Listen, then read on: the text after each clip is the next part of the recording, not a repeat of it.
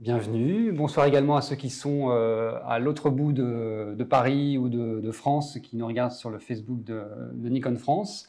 J'ai le plaisir, l'immense honneur de recevoir aujourd'hui un ambassadeur de Nikon, au nom de Thibaut Chape, qui va nous parler de son métier, de ses images, de lui aussi. Il va nous parler un peu de son pédigré. Thibaut, tu es photographe de mariage, tu es portraitiste, tu as été portraitiste, puis photographe de mariage, puis portraitiste, etc. Tu vas nous expliquer un petit peu tout ça. Ouais. On va juste commencer par le début. Je sais que tes parents t'ont un peu baigné dans la photo de manière assez tôt. Est-ce que tu peux nous raconter un petit peu tes débuts en tant que photographe et comment tu as eu cette passion qui est venue dans ton métier? Avec plaisir. Moi, je suis tombé dans la photographie comme plein de gens, d'ailleurs, très tôt. Moi, je pensais que c'était comme ça dans toutes les familles, d'ailleurs. Moi, mes parents aimaient la photo. Mon papa faisait de la photographie comme plein d'amateurs avertis et ma maman était opératrice chez Kodak. Donc, on avait du papier, des pellicules à la maison. Et concrètement, pour moi, c'était la normalité, en fait. Et j'ai eu entre les mains le Nikon F401 quand il est sorti, j'avais 7 ans. Mon père m'a dit, tiens, regarde, c'était le premier appareil photo amateur dans lequel il y avait un autofocus. Il me dit, ah, ça fait de la mise au point tout seul. Et je crois que la première photo dont je me souviens, c'est que j'ai testé l'autofocus. J'ai fait une photo d'un sachet d'une marque de supermarché. Et je me suis pris une gueulante monstrueuse dont je me rappelle encore aujourd'hui, 30 ans après. T'as déclenché. J'ai déclenché. Parce que, très fièrement, j'ai dit, si l'appareil photo a fait la photo, c'est que la photo était bonne. Ça m'a valu une punition monstrueuse. Parce qu'à cette époque-là, la pellicule, on l'a pas, il faut pas gâcher, il faut réfléchir avant de cadrer. Voilà, mon père était un peu, voilà. Et du coup, cet appareil photo, je l'ai encore. Mon F401, mon premier. En fait, tu avais anticipé le numérique. J'avais anticipé toute la technologie qui allait arriver. C'est ça, le moment où on photographie l'instant, tu vois, c'est mon instinct. Non, blague à part, la photo a fait partie de ma vie très tôt parce que mes parents aimaient ça. Donc j'en ai eu autour de moi en permanence longtemps. J'ai découvert bien plus tard, en rencontrant ma femme, qu'en fait, c'était pas comme ça dans toutes les familles. C'est que elle m'a montré ces photos, elle m'a sorti une pochette de Kodak, là, dans laquelle il y avait une 24 poses. Sur les 24 poses, il y avait 2 fois son anniversaire, 2 fois Noël. Je me dis, ça fait 24 photos en 2 ans, ça fait quand même pas beaucoup. Et c'est vrai que j'ai un peu arrêté la photo, comme tous les étudiants à l'époque de l'argentique, où tu choisis de manger ou de faire des photos. Donc j'ai eu un break par rapport à ça. Même si tu n'as pas toujours été photographe, ça n'a pas été ton premier métier. Mon premier métier, c'était dans l'informatique, puis j'étais dans la vente, j'ai fait plein de choses très différentes avant. Et c'est un moment de ma vie où justement le métier que je faisais me nourrissait plus émotionnellement parlant. J'ai fait un break. J'ai pris mon appareil photo. À l'époque, c'était un Nikon D70. C'était un boîtier que mon père avait acheté. C'était son premier réflexe numérique. Qu'il avait envie de revendre. Et je lui ai dit, écoute, je te le rachète. Et je suis allé faire des photos pour le plaisir, pour le moment. Et dans mon village, il y avait un grand orchestre qui jouait pendant les fêtes de village de l'été, là. Je leur ai fait des photos. Ils les ont trouvé cool. Ils m'ont proposé de me les acheter. Et du coup, je montais une entreprise pour pouvoir leur vendre ça. Je leur ai vendu l'affiche de leur prochaine saison de tournée, etc., etc. Et comme j'avais dans mon stock pas mal de nature morte, parce que j'allais photographier les choses qui étaient autour de chez moi, des objets, des détails, j'étais déjà très attaché aux détails, j'ai monté une structure où je louais des œuvres dans les salles d'attente des entreprises qui étaient sur la zone d'activité à côté d'Aix-en-Provence. Donc tous les mois, je décrochais des cadres d'une entreprise pour les mettre dans une autre entreprise avec un contrat de leasing autour de ça. Avec uniquement tes photos? Avec uniquement mes photos, au D70 à l'époque. Et j'ai des amis qui m'ont dit... Et tu sais qu'il y a beaucoup de gens en fait, qui font ça, qui sont amateurs, qui font ça et qui le font gratuitement, notamment les photos pour les fêtes de village. Et toi, tu as réussi dès le départ à générer du business. Ouais, disons qu'en fait, je suis tombé face à un orchestre qui me demandait comment ça se passerait pour avoir accès aux photos. Réellement, moi, à ce moment-là, j'y étais allé en mode détente. Je leur ai dit, je vous les montre la prochaine fois que vous passez dans le coin. Je leur ai montré et dans la discussion, rapidement, on est venu sur la vente des images pour leur utilisation. Ouais. Après, clairement, ça me semblait légitime que globalement, s'ils avaient une utilité d'une image, ils payent pour l'avoir. Si j'achète une baguette de pain, je la paye. Tu avais déjà une conscience de la valeur aussi que ça avait. Ouais, déjà d'une part, parce qu'encore une fois, eux ont eu la gentillesse de me dire c'est les plus belles photos qu'on a de nous. C'est-à-dire que statistiquement, ce que je faisais, c'était pas forcément à la portée de n'importe quel guignol avec son téléphone portable. Donc par conséquent, dès lors que j'avais mis mon savoir-faire à l'intérieur, ça me semblait légitime qu'il y ait une rétribution pour ça. Donc, et ils étaient clairs avec ça, ils n'ont même pas cherché à négocier. Ils m'ont dit c'est OK. Et j'ai vendu ça pas très cher. Hein. Mais dès le départ, ouais, ça me semblait clair et honnête pour tout le monde, quoi. Et c'était assez rigolo parce que du coup, je les ai suivis sur leurs affiches de tournée pendant les années suivantes. Et on a fait des photos, j'ai commencé à faire des photos de groupe, à essayer de trouver de la gestuelle. Ça m'a vraiment sorti de ma zone de confort, ouais, à ce moment-là. Ok. Et Donc là, tu n'étais pas encore photographe de mariage? J'étais pas encore du tout photographe de mariage parce que comme, je sais plus qui me disait ça tout à l'heure, c'est toi, la photo de mariage, pour moi, c'était pas ouf, quoi. C'était vraiment pas un truc qui me faisait vibrer au mode, j'avais une idée très archaïque de la photographie de mariage, hein, c'est ce truc un peu cucu où le marié et la mariée se font coucou derrière l'arbre, là. Et j'avais pas du tout envie de faire ça, en fait. Et j'ai des amis qui se mariaient et qui m'ont dit, ben nous, on n'a pas trouvé de photographe, est-ce que tu veux pas faire des photos de mariage? Et je me souviens qu'à l'époque, je m'étais dit, franchement, qu'est-ce que je vais bien foutre comme photo? Moi, je photographiais pas les humains à ce moment-là, je n'étais pas confortable à l'idée de photographier des gens. Donc je photographiais que des objets, des paysages, tout ça, tout ça. Et réellement, j'y suis allé en me disant, on verra bien, ça me fera des expériences. Et le soir même, après le mariage, je me suis dit, en fait, c'est un truc génial. C'est un truc dans lequel il faut être bon partout, tout le temps. Il y a du rythme, il faut savoir faire des photographies de détails en tout petit. Il faut être capable d'utiliser la lumière dans des basses lumières, dans des cérémonies où il fait nuit, où il faut être capable d'être bon en plein soleil, il faut être capable de diriger un couple, il faut être capable de... En fait, il faut être bon partout. Ouais, il y a beaucoup de techniques et c'est très varié. Ouais. Ouais. Et je me suis dit, et puis il faut maîtriser la technique. Alors moi, j'aime bien la technique de l'appareil photo, ça me plaît. Et puis après, au-delà de ça, c'était pas que ça, quoi. C'est-à-dire qu'il y a les réglages de l'appareil, mais il y a aussi la lumière, et puis la composition, le moment, enfin, il y avait beaucoup de choses. Et ça me paraissait tellement compliqué que je me suis dit, en fait, j'arriverai jamais à faire un truc bien là-dessus, mais ok, on va faire ça. C'est pas mon métier, je gagne pas ma vie avec ça pour l'instant. Ben, je vais essayer de développer ma technique pour être meilleur là-dedans. Et puis, ça va forcément me servir pour autre chose, en fait. Parce que si je suis meilleur en lumière, je serai meilleur en lumière pour tout. Et puis, si je suis meilleur en posture, je serai meilleur en posture pour tout.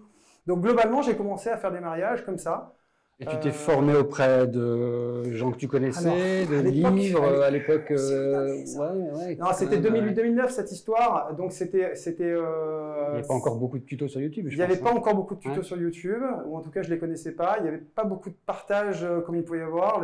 Voilà. Et puis encore, la photographie de mariage en France à l'époque, c'était encore beaucoup des choses un peu rustiques où on allait faire des photographies à la mairie. Moi, j'ai dû batailler mes premières saisons pour expliquer à mes clients que je voulais arriver le matin et partir le soir.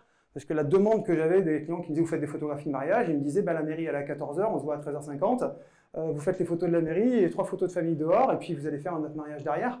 Et leur dire « moi je vais arriver le matin quand t'es pas coiffé, pas caféiné, et que… ça non, tu vois, j'ai des mariés à moi là aujourd'hui donc ils se rappellent, tu vois, tu te rappelles, voilà. Je vais te faire des photos où tu as les cheveux comme ça, tu vois, et ça va être beau. Et au début c'était pas facile, je ne suis pas certain que le monde était totalement prêt à ça, en tout cas. Mais j'avais déjà, moi, envie de ça. Moi, je venais de me marier et je trouvais ça plutôt... J'avais fait des photos de ma femme le matin, etc., quand elle s'est levée. Enfin, je trouve que commencer l'histoire de la journée en se disant, voilà, c'est le jour où on se marie, je trouve que c'est pas mal, en fait. Et c'est vrai que j'ai trouvé ça très compliqué, donc intéressant. Et j'ai commencé à faire des mariages comme ça. Ma première saison, j'ai dû faire 4 ou 5 mariages, pas plus. Et je me suis éclaté. Je me suis éclaté, sachant que ce qui est amusant, c'est que moi j'étais photographe pour la transition en attendant de faire un vrai métier. C'est bête, mais comme j'étais pas dans un cursus à faire de la photo et que mon père aimait la photo mais qu'il n'en avait pas fait son métier, je m'étais dit je fais ça le temps que j'ai envie de faire autre chose, quoi. C'est une période de ma vie dans laquelle je me fais du bien émotionnellement. Et j'avais dit à ma femme, écoute, quand on aura des enfants ou quand on voudra en faire, j'arrêterai, quoi. Et puis ma femme est tombée enceinte un jour et je me souviens bien du soir après le mariage où je l'ai réveillée.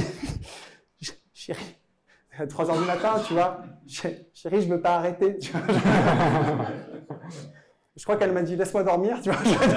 On en parle demain petit-déj. Après tout, je suis enceinte, laisse-moi tranquille. Et puis le lendemain, on en a parlé et elle m'a dit écoute, vas-y, fonce. Enfin, si c'est un truc qui te plaît, dans lequel tu te sens bien. Et j'ai réorienté ma façon de travailler à ce moment-là. Et c'est à partir de là que j'ai commencé à réduire. Parce que tu me posais la question, en fait, au début, quand j'ai voulu en faire mon métier vraiment, avant cette prise de décision-là, j'ai commencé à faire du portrait, du culinaire, enfin le photographe généraliste, en me disant que un photographe devait savoir tout faire et que c'était comme ça. Peut-être dans une vision plus à l'ancienne. Aujourd'hui, la plupart des photographes se disent plutôt spécialistes d'un sujet ou d'un autre. Et moi, j'ai pris le parti un jour de me dire je vais ne faire plus que de la photographie de mariage. Et il y a un avant, un après. Enfin, du jour où j'ai pris la décision, il y a un avant, un après. C'est-à-dire que c'est arrivé au milieu de l'été, mais il y a mes mariages avancent, et puis voilà. Mes photos sont devenues meilleures. Alors, est-ce que c'est la peur du vide, de se dire si mes photos sont pas bonnes, je vais mourir? Est-ce que c'est le mindset? Est-ce que c'est le fait de concentrer 100% de sa créativité, de son temps de réflexion autour du travail, pour qu'au final, j'ai progressé? Mais réellement, moi, le virage dans ma vie, il a été à ce moment-là. Le moment où j'ai dit, bah, je vais devenir le photographe de mariage qui fait ce qu'il aime faire et dans lequel il va s'épanouir. Voilà. Et réellement, c'est la spécialisation qui a été un vrai tremplin pour moi. Alors on va revenir sur le mariage et notamment on verra des photos tout à l'heure. Mais aujourd'hui, tu fais aussi autre chose que du mariage. Tu as ouvert un studio. Tu peux nous expliquer un peu comment tu y es arrivé et en quoi ça vient compléter ton quotidien majoritairement en tant que photographe de mariage? En fait, je crois que nos métiers, je me considère moi artisan, pas artiste. Il y a des gens qui se considèrent artistes dans des métiers artistiques. Moi, je me considère artisan, je suis au service de mes clients. Et pourtant, on a quand même une dominante artistique non négligeable dans ce qu'on fait. Donc, on est forcément dans tous les métiers à dominante artistique. On a une influence de notre quotidien. Et moi, j'ai eu deux épreuves dans ma vie, des positives et des négatives, sur la période dont je vous ai parlé. La première, c'est que j'ai eu un enfant et que j'ai compris, et on le voit dans mes images, la relation que pouvait avoir un papa avec sa fille ou une mariée avec son père. Voilà. Je pense que j'ai compris la relation de filiation directe à ce moment-là, vraiment. Puis j'ai perdu ma maman un peu après.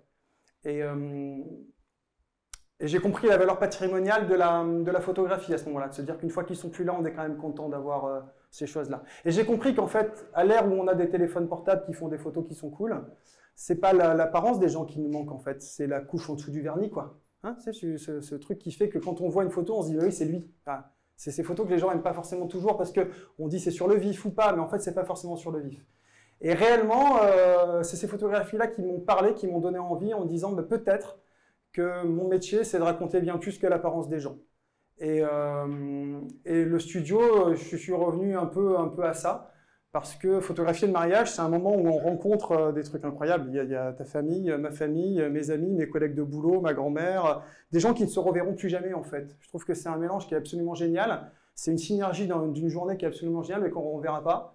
Et après, derrière, il y a tout ce qui se passe dans la vie en fait. Il y a les naissances à venir, les enfants qui grandissent, les parents, les grands-parents qui partent aussi. Et sur la période qu'on a passée, on a aussi tous perdu des proches. Et globalement, on s'est replongé dans les photographies de famille en disant c'est ça le trésor. Le trésor, il est là en vrai. Si demain ta maison elle brûle, tu prends ton chat et ton album de photos, quoi. C'est vrai, parce que ta télé, t'en rachèteras une, tu t'en fous. Et finalement, la valeur de l'immatériel est plus importante que la valeur du matériel. Et je suis arrivé, moi, à ce parcours-là en me disant je dois aller au-delà de raconter l'histoire des journées des mariages et je vais essayer d'aller composer des images qui seront fortes et qui prendront de la valeur avec le temps. Comme le bon vin. C'est-à-dire que là, aujourd'hui, c'est une photo de ton enfant, tu le vois tous les jours, et puis dans 10 ans, tu te dis oh, wow. Et ben ça, je trouve ça plutôt cool. Et c'est vrai que le portrait, le studio de portrait, il a réouvert justement dans cette période-là. Après une période où j'ai gagné un prix en portrait, alors je faisais plus de photos de portrait, c'était plutôt cool. C'était sur une photo que j'avais faite et voilà.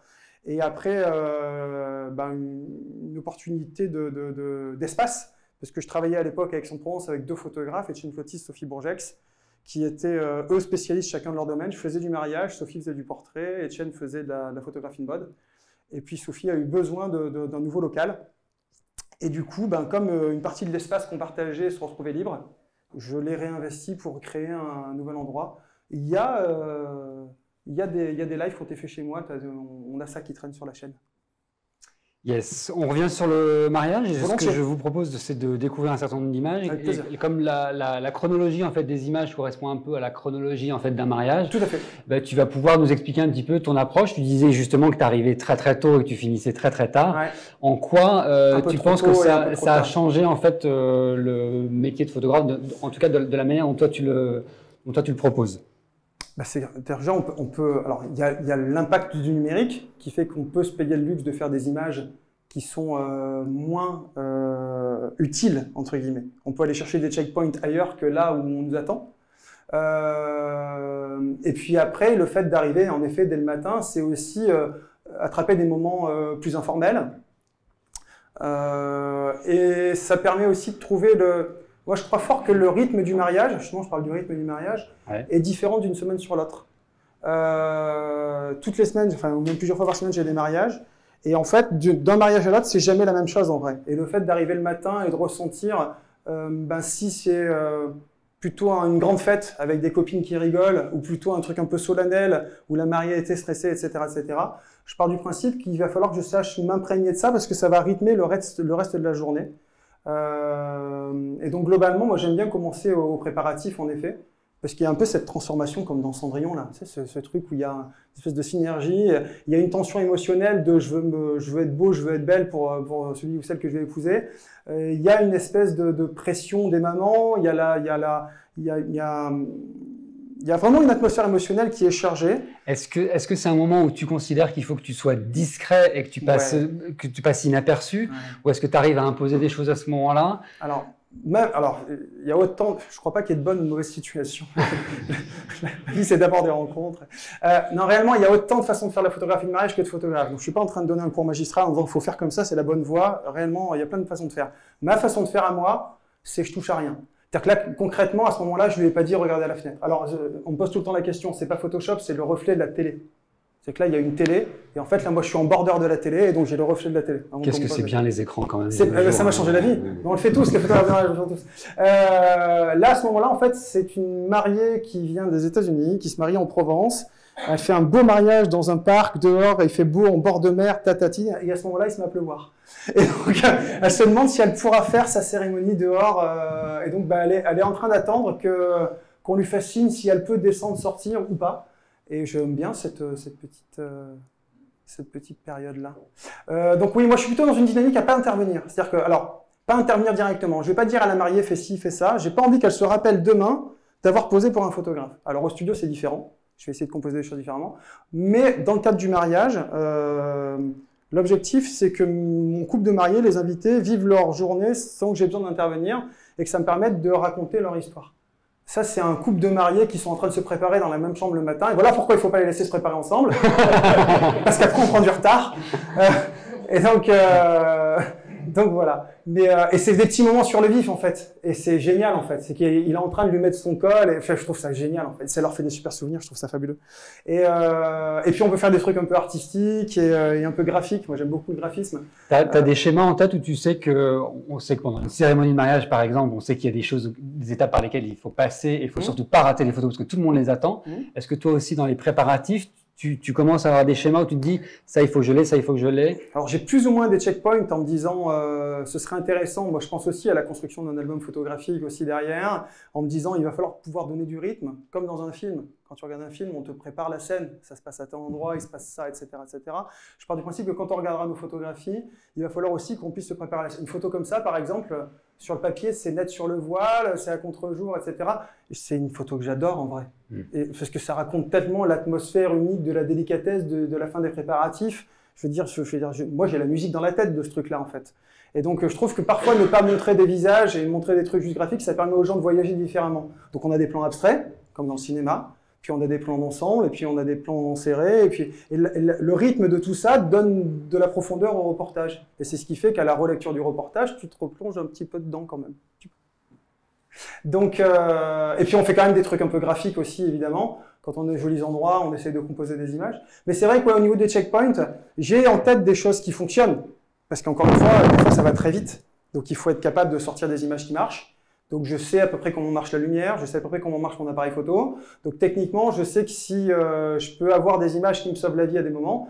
Mais en gros, 80% de ce que je veux photographier, c'est un peu à l'instant du moment. L'idée, c'est vraiment dans une approche de reportage, une approche documentaire. Je ne parle pas de photojournalisme parce que j'oriente quand même beaucoup ce que j'ai envie de montrer, raconter. Je vais être capable, par contre, avant que la mariée arrive, de poser la chaise où elle va se préparer à l'endroit où ça m'arrange. Sachant que je vais avoir un contre-jour ici, une lumière là, mais je vais difficilement dire à la mariée, attends, on se déplace, on fait ci, parce qu'en fait, demain, elle se rappellera que c'est la photo, je lui avais demandé de faire, alors que non. Il faut vivre sa journée de mariage, c'est hyper important. Il faut être capable de la revivre et puis de la partager. Et pour ça, il faut un minimum de vérité. Et donc, moi, je me complique la vie. Mais en même temps, c'est aussi pour ça que j'ai de la technique et du travail sur la lumière.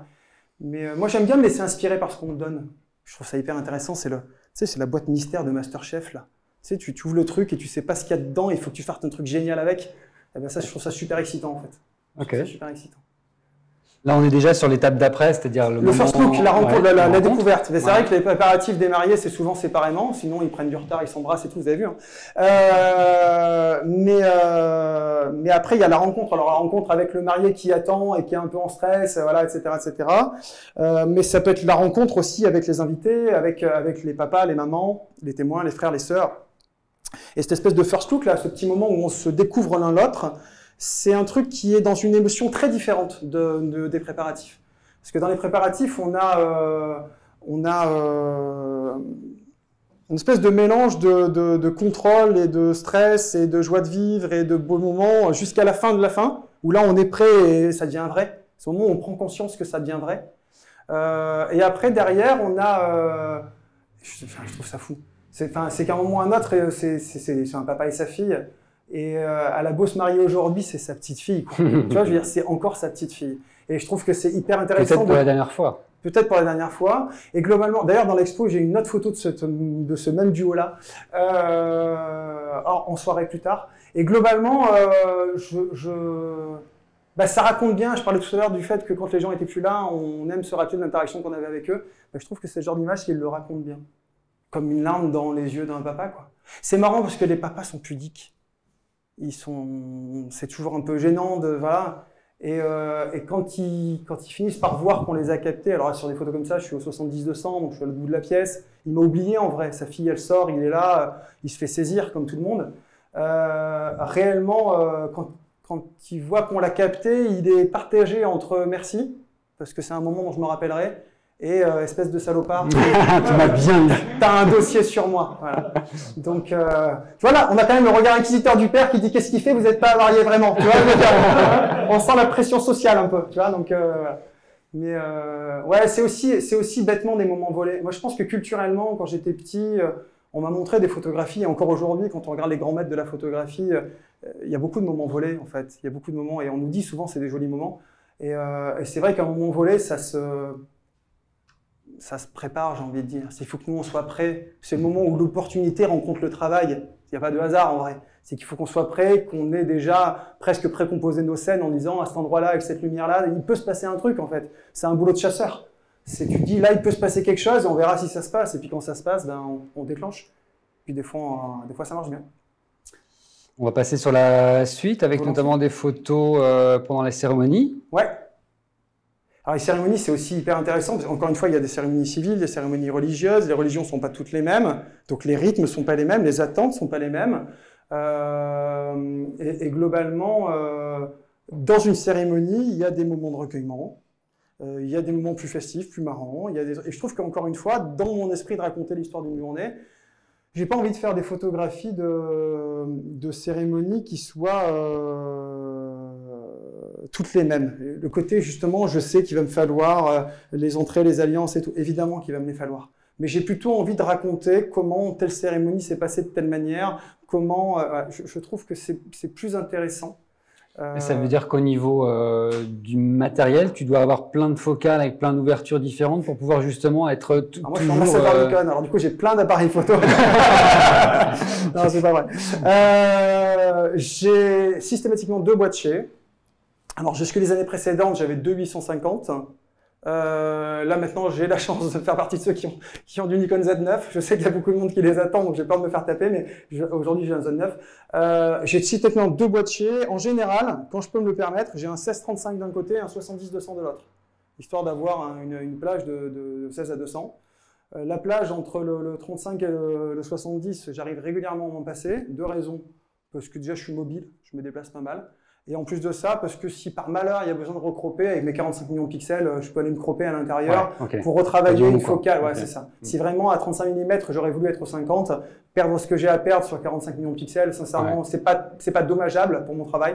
Donc du coup, ça me permet d'avoir un luxe en termes de travail. J'ai dans ma besace, j'ai un 105 mm qui me permet de faire des photos d'alliance, des photos de détail, des photos de cils, etc., etc.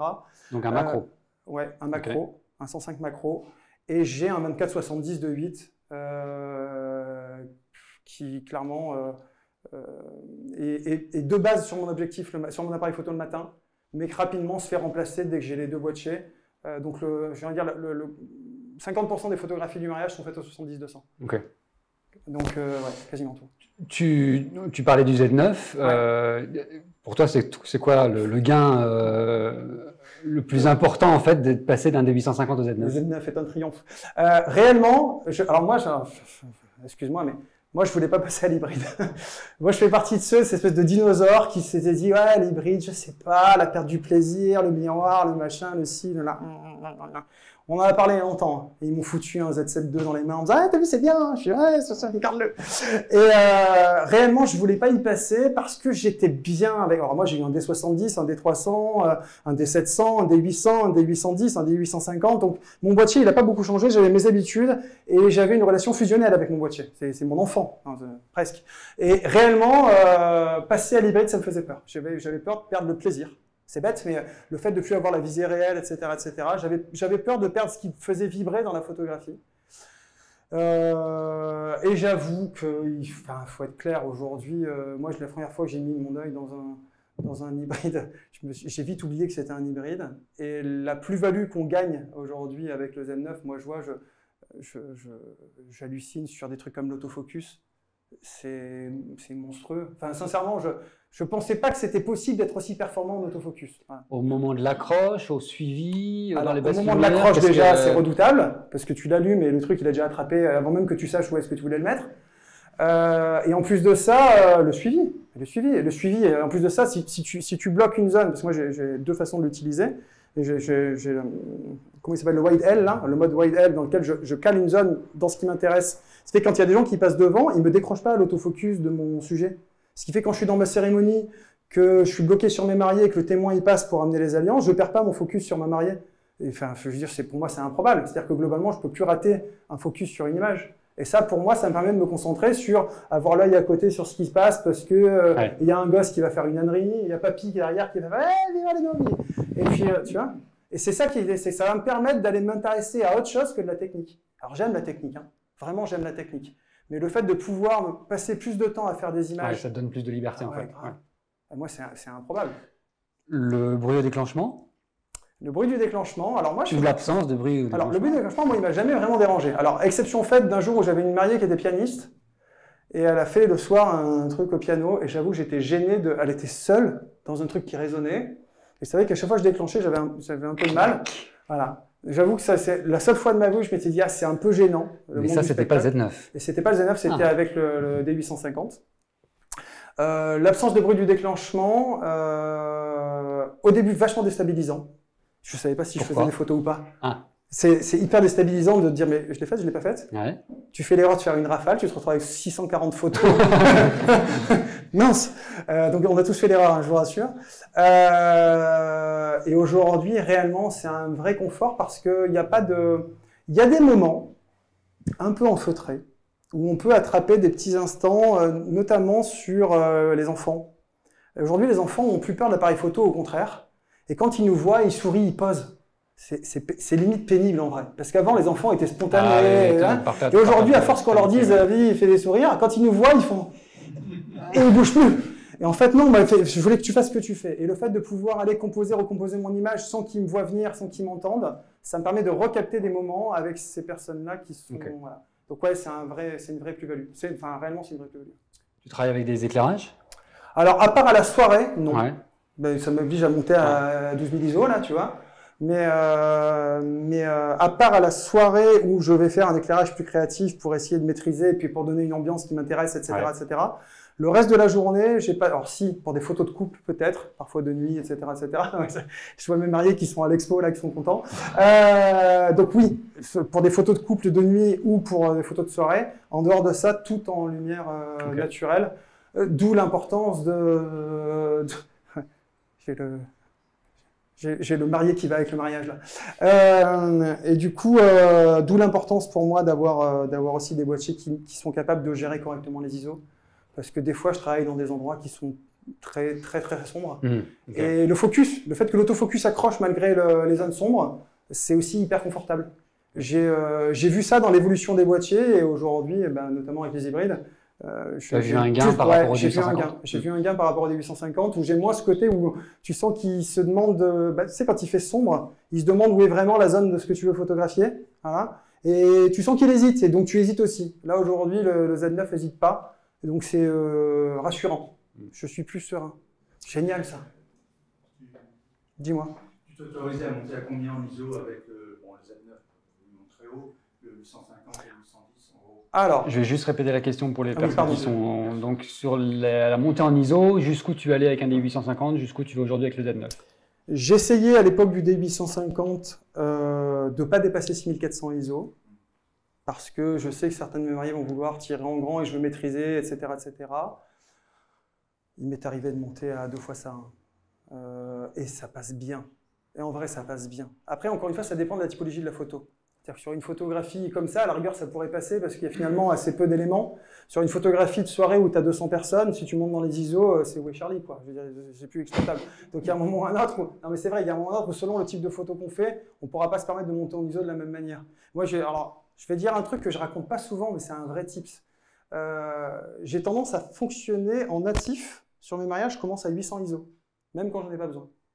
Parce que, en fait, je trouve que le grain de nos boîtiers, je parle de grain, pas de bruit, ils sont extrêmement intéressants. Je trouve qu'il y a une espèce de granulosité, une espèce d'effet de matière qui est très proche de celui de la pellicule. Et ce n'est pas le cas de tous les appareils photo numériques. Tu vois, quand tu prends des photos, quand tu les zoomes, ben, il y a des espèces d'artefacts horribles. Je trouve que sur les boîtiers que j'ai eus, alors je ne parlerai pas de tous les boîtiers, je ne les connais pas tous, mais en tout cas, sur les D810, les D850, le Z9, quand tu montes en ISO, tu as un grain qui a un rendu très organique. On voit bien sur tes photos. Et voilà. Et en fait, j'aime bien ça. Et je trouve qu'en fait, une photo à 100 ISO qui va être très très sharp, et une photo à 3200 ISO où on va récupérer ce grain, en termes de lecture du reportage, il y a un décrochage. C'est plus la même péloche, quoi. Ça se voit. Alors que si je suis à 800 ISO et que je vais monter à 1006, entre 800 et 1006, c'est imperceptible. Donc on a une espèce de cohérence globale que je trouve extrêmement intéressante et qui participe à l'approche émotionnelle de mon travail. Et bien justement, on va passer sur le volet un peu Je me suis émotionnel. fait virer par la sécurité pour cette photo. C'est vrai Je voulais le dire, ils m'ont attrapé par les bras, ils ont même menacé de jeter mon matériel par-dessus la truc et tout. Parce que c'était un endroit où tu n'avais pas le droit d'être. C'est la passerelle du Fort Saint-Jean à Marseille à côté du MUSEM, c'est totalement autorisé, mais j'ai un vigile qui a fait du zèle et qui a failli confisquer mon matériel. Voilà, je suis très content de cette photo malgré tout, mais j'ai risqué ma vie. Voilà, voilà.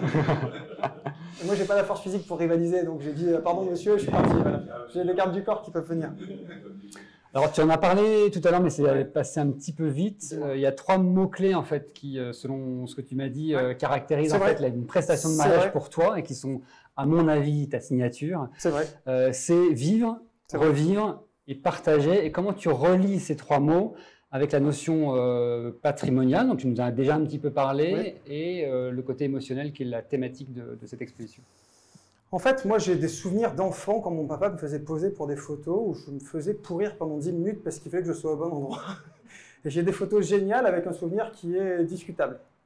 Et en même temps, je comprends. Parce qu'à un moment ou un autre, où tu veux que ton enfant qui gigote un peu soit bien sur la photo et que l'expo soit à peu près correcte, etc., on était un peu obligé de faire poser plus avant. C'est vrai.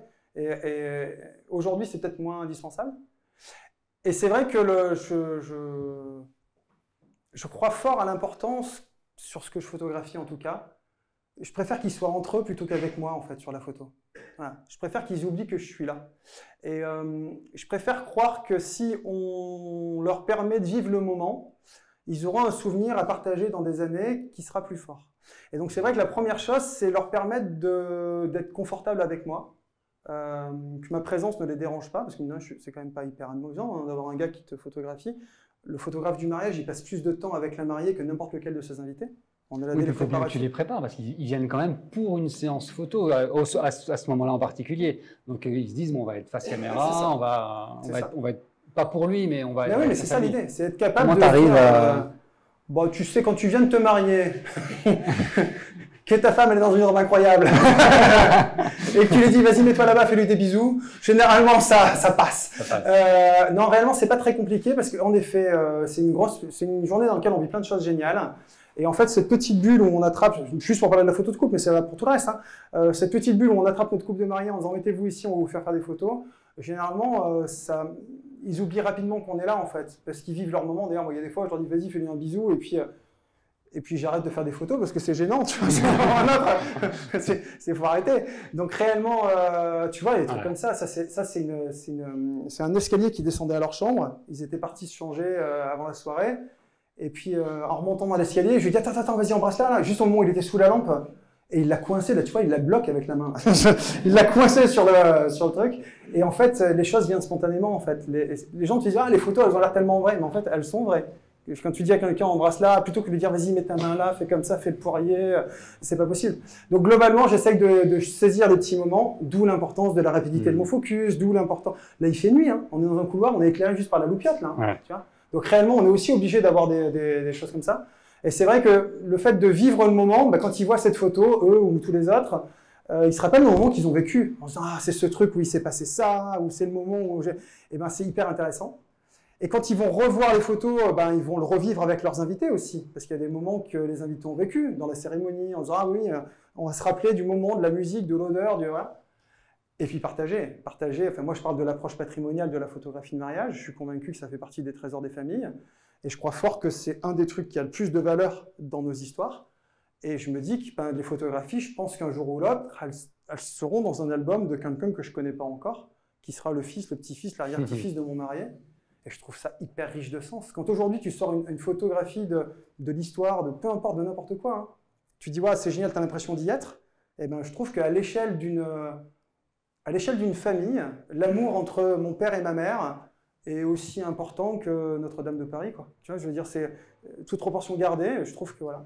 Et c'est vrai que leur permettre de vivre un moment entre eux, ou avec leurs invités dans la cérémonie, ou dans les préparatifs avec les copines qui se marrent, ou voilà. Et le permettre de le revivre pour le réactiver aussi, parce que la mémoire, hein, ça... Donc le fait de retomber dedans en disant « Ah ouais, c'était ce truc-là, il s'est passé ça », on l'a tous vécu ce truc.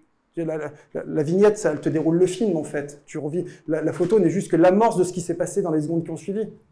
Et puis le partage, parce que finalement la photographie c'est un outil de partage. C'est comme le mec qui joue de la guitare tout seul chez lui, c'est pas pareil que s'il joue sur scène avec les autres. Et je trouve que c'est super cool en fait de se dire, penser que nos photographies un jour seront partagées à des gens qu'on connaît pas encore, qui vont pouvoir... Tu sais, si tu sors un album de mariage, et que dedans, tu as des jolies photographies d'une belle mariée en robe de mariée, c'est génial, c'est magnifique. Mais, je sais pas, moi j'ai envie de montrer à ma fille en lui disant viens vivre l'expérience unique de mon mariage, plutôt que de lui dire, regarde comment elle était belle déguisée en mariée, quoi. Enfin, ça n'a pas le même poids dans notre histoire. Alors ouais, les photos sont peut-être parfois moins parfaites, parce que prises sur le vif, parce qu'il y a des trucs qui sont... Mais en même temps, elles sont plus vraies. Et je trouve que la rugosité de la vérité est peut-être plus intéressante et durable dans le temps que la couche de vernis. Et c'est pour ça que mes photos ne sont pas parfaites. Moi, je vois des défauts dans toutes mes images. Et c'est très bien comme ça, en fait. Nous aussi, on voit beaucoup de défauts. Mais ouais, mais c'est une réalité. Mais je pourrais vous faire une lecture des défauts de mes images après. Mais pas le faire. Mais réellement, ouais. Tu me disais l'autre jour, j'espérais que tu le remettrais. Alors, du coup, je vais te lancer. Tu disais, ce côté immersif, en fait, tu veux que le mariage, ce soit... La différence entre un mariage standard et un mariage que tu proposes, c'est la même différence qu'entre un musée chiant et le Puy du Fou. Ah, c'est marrant que je t'ai dit ça. C'est rigolo. Je l'ai noté. C'est bien, mais comme quoi tu écoutes ce que je dis, ça fait plaisir. Même ma femme m'écoute. Ouais, je préparais. Donc je suis très étonné. Ouais. Alors moi, j'aime beaucoup passer du temps dans les musées. Moi, pendant le confinement, les musées m'ont manqué beaucoup plus que les bars. Et réellement, il y a des musées dans lesquels je suis capable de passer des heures et des heures.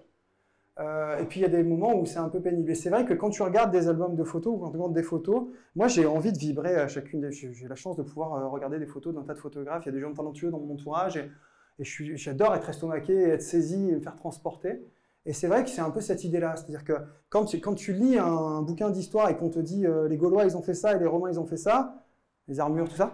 Et au final, soit c'est bien raconté et ça te donne envie, soit c'est vite chiant, quoi. Enfin, faut être clair. Moi, j'ai pas du tout aimé l'histoire à l'école parce qu'on m'avait dit il faut raconter les dates, les machins, les ci, là. Puis un jour, tu vas au Puy du Fou et tu te rends compte que l'histoire, c'est une histoire. Il se passe des choses et tu comprends pourquoi c'est fait, etc. Et réellement, ouais, je crois à ça. Je crois que l'idée de pouvoir repousser en immersion quelqu'un dans une photographie, c'est plus riche de sens que de lui montrer des images. Je crois que le métier de photographe, c'est pas juste nourrir la vue. C'est nourrir les 5 sens. Je crois que alors dans des justement, images... comment tu arrives à nourrir les 5 sens à partir d'un visuel qui est en 2D, sur lequel il n'y a pas de musique, etc. C'est même pas de la vidéo. Tu vois, dans la vidéo, on pourrait s'en rapprocher davantage. Comment tu y arrives? Parce qu'on est vachement plus fort que les vidéastes. Mais là, je viens de me faire bâcher par tous les vidéastes de France. Non, mais réellement, la vidéo et la photo, ce sont deux choses qui sont très complémentaires. Et je trouve qu'une vidéo, c'est comme un film, c'est fabuleux. Mais une photo, c'est comme un livre. Déjà, tu peux la regarder à ton rythme. Ça n'a pas de prix. Être capable d'aller flâner entre deux pages et de te dire, c'est intéressant. La maîtrise du temps, quand tu regardes une La photo. maîtrise du temps, c'est intéressant. Pouvoir passer du temps sur une image et se dire, voilà, ça, je trouve ça super cool. Et en dehors de ça, ça sent la lavande ou pas? Sans déconner. On est d'accord. Alors, il faut avoir déjà senti la lavande une fois dans sa vie pour s'en douter. Mais techniquement, je suis convaincu qu'on peut, surtout, moi, je vous l'ai dit tout à l'heure, ceux qui étaient là avant, moi, j'ai une partie de ma clientèle qui vient de l'étranger, qui vient de loin. Une cliente américaine qui vient se marier dans le Luberon, qui ouvre ses volets le matin de son mariage et qui sent le bouquet de lavande qui est en dessous, je sais qu'elle se rappellera que le jour de son mariage, ça sentait la lavande. Si je commence mon reportage en montrant un brin de lavande, elle va faire « Oh, c'est vrai, ça sentait la lavande !» Elle l'avait oublié, mais ça va lui ramener. Et ça va la replonger dans ce moment-là. Et c'est pareil pour le son, c'est pareil pour... Je suis convaincu qu'il y a des photos de soirée un peu plus loin où tu as une idée de la musique qui se joue en fonction de l'atmosphère du moment. Sur des trucs un peu délicats. Je disais tout à l'heure, sur la photographie des préparatifs, il y avait une certaine forme de délicatesse et de poésie autour de ça. Je ne vois pas ça avec de la musique très rythmée. Et donc, on imagine l'atmosphère des préparatifs qui sont plus délicats. Et puis, on peut avoir d'autres préparatifs plus festifs où on sentira une énergie différente. L'émotion est une énergie. Et à un moment donné, la façon de raconter tout ça, sans rentrer dans des détails techniques pénibles, aujourd'hui, le cinéma sait très bien raconter tout ça. Il y a des outils sur du storytelling émotionnel qui sont utilisés par Disney. Il y a des trucs de ce genre-là. J'avoue que ça fait des années que je me documente sur comment est-ce qu'on fait pour raconter une histoire à travers des émotions plus qu'à travers des images. Et j'utilise toutes ces techniques aujourd'hui dans mon travail. Et c'est vrai que ça passe souvent par une maîtrise et une cohérence de la colorimétrie, des contrastes et du sens de lumière. Enfin, c'est les trucs de base. Mais pour donner un exemple tout bête, une scène d'amour, ça va souvent être dans des tons chauds, avec des lumières feutrées, des contrastes doux, etc. Alors qu'une scène d'interrogatoire, ça va être plutôt avec un contraste dur, une lumière froide. Paraît logique, non? Eh bien, si on change ces deux salles, deux ambiances, et pourtant, avant même qu'on ait vu la photo, si elle était floue, on est déjà propulsé dans une atmosphère qui est plutôt dure ou plutôt délicate. Eh bien, j'essaye d'accorder cette importance-là. C'est pour ça qu'il n'y a pas de... Dans mes photos, vous verrez des trucs avec des tons chauds, des tons froids. D'un reportage à l'autre, il n'y a pas nécessairement une cohérence sur la colorimétrie de mes reportages. Je n'ai pas souhaité imposer mon style au reportage de mes clients. J'ai souhaité imposer le style du mariage au reportage de mes clients. Ça me semblait plus adéquat, plus compliqué. Du coup, je ne peux pas déléguer cette part-là, mais j'ai la fierté de dire que je fais les photos, je trie les photos, je traite les photos, comme n'importe quel artisan d'art. Alors, notamment sur la gestion des couleurs, tu m'as raconté une expérience, une anecdote qui était sympa sur la manière dont tu as appréhendé les couleurs justement à une époque où tu n'avais pas de lunettes. Moi, je suis myope. Je suis bien myope à la base. Alors, je me suis fait opérer des yeux, donc ça va mieux, hein, je vous vois tous. Mais c'est vrai que moi, j'ai une période de ma vie où et c'est peut-être ce qui me manque le plus aujourd'hui en étant opéré des yeux, où en effet, j'ai enlevé mes lunettes et je regardais les formes et les boules de lumière. Ça fait percher. Hein. Ok, j'assume complètement mon côté perché. Ok, donc clairement, il y a ce qu'on voit, il y a ce qu'on ressent. Et je trouve aujourd'hui que si tu enlèves tes lunettes et que tu vois flou, si tu regardes une zone sans voir les détails, tu n'as que des vagues formes globales, des sens de lumière, des contrastes, de la colorimétrie, des tons chauds, des tons froids.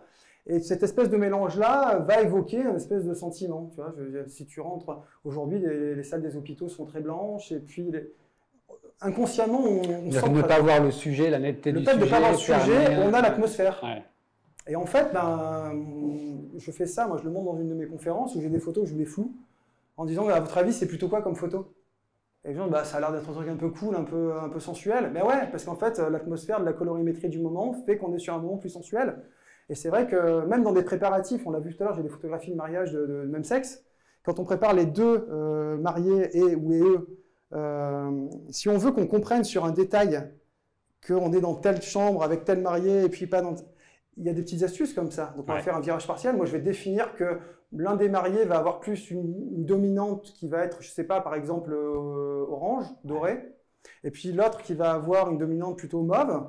Et je vais me balancer un petit virage partiel sur les tons sombres, juste discret, de façon à ce que je parle à ton subconscient avant de penser à ton conscient. Ce qui fait que tu vas te dire, ah ouais, et ça fait un ping-pong dans les scènes. Ok, on arrive au terme de loin. cette conférence. Avec Voilà, plaisir. c'est le moment des questions. Alors, s'il y a des questions sur Internet, n'hésitez pas à les Oui, poser. profitez-en. Roland, qui est aux manettes, va Profitez-en. nous les passer. Alors, c'est un détail technique. Ouais. Juste, tu as évoqué ton panel d'optique. Ouais. Alors, tu avais 2 zooms grand angle. J'ai un 16-35. Attends, je vais. Ah, pardon, excuse-moi. Ce que tu as dit d'abord, c'est que tu comprends, parce que j'ai pas Dis-moi. compris. Donc, tu as le 16-35 et puis celui un peu moins grand angle. Et puis, tu as dit que tu avais le 24-110, mais que tu l'utilisais de moins en moins. Et après, je crois que tu as dit que finalement, tu utilisais les 70-200 à 80%. Donc, un truc comme ça. Donc, du coup, ça m'a perdu. Je sais plus. Donc, la question porte sur le matériel et notamment le choix des optiques et quelles sont les optiques qui sont éventuellement sur lesquelles il y a moins d'utilisation.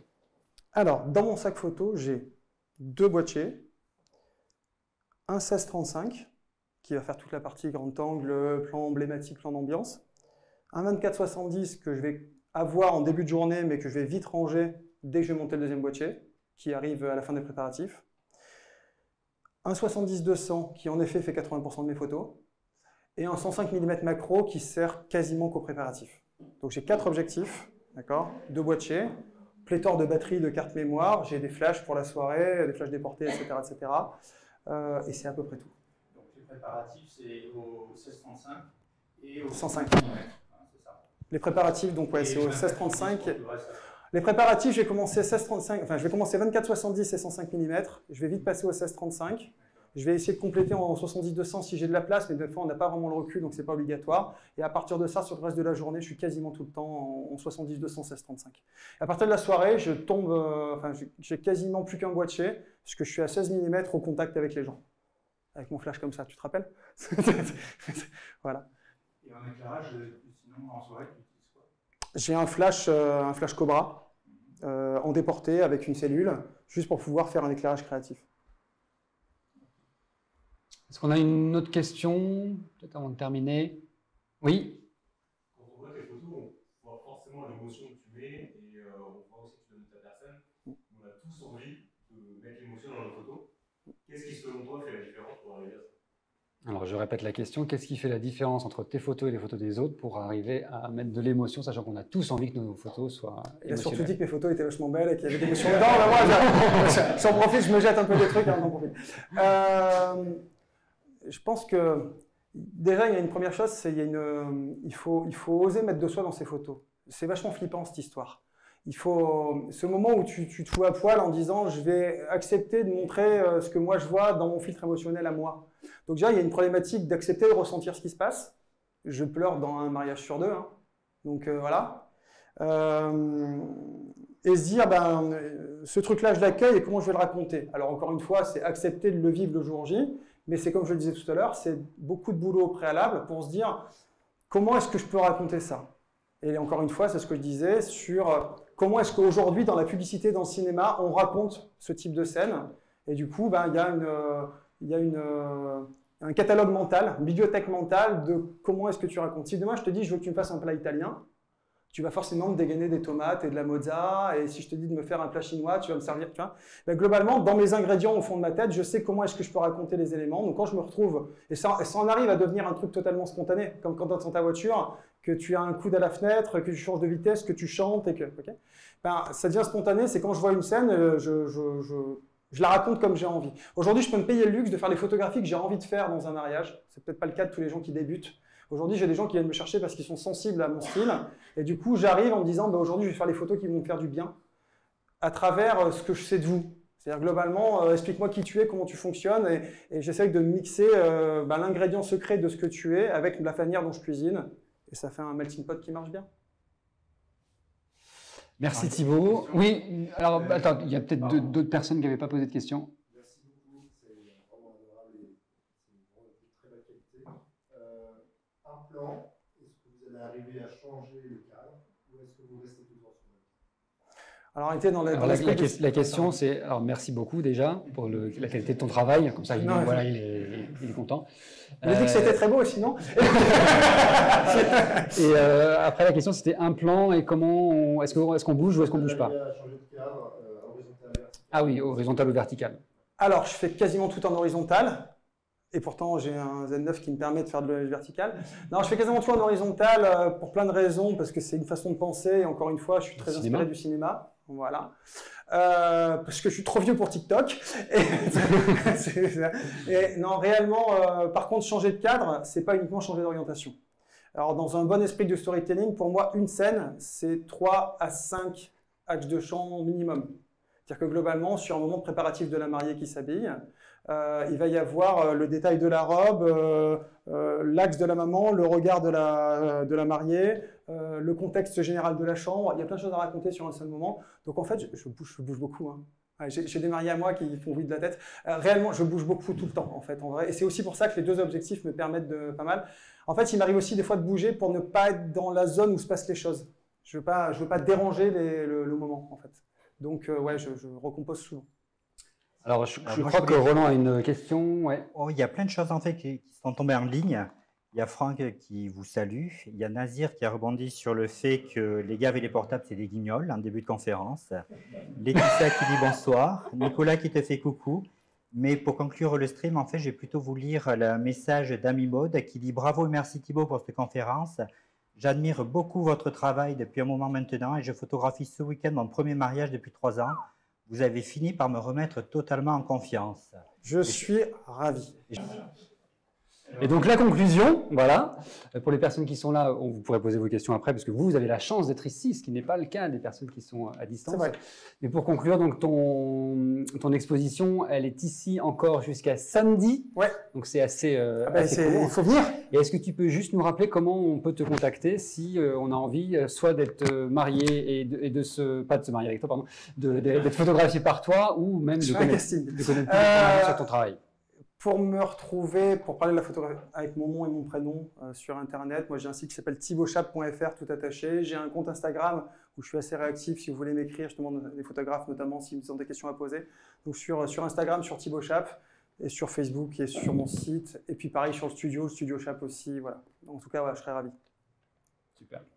Merci. Merci à tous. Merci beaucoup.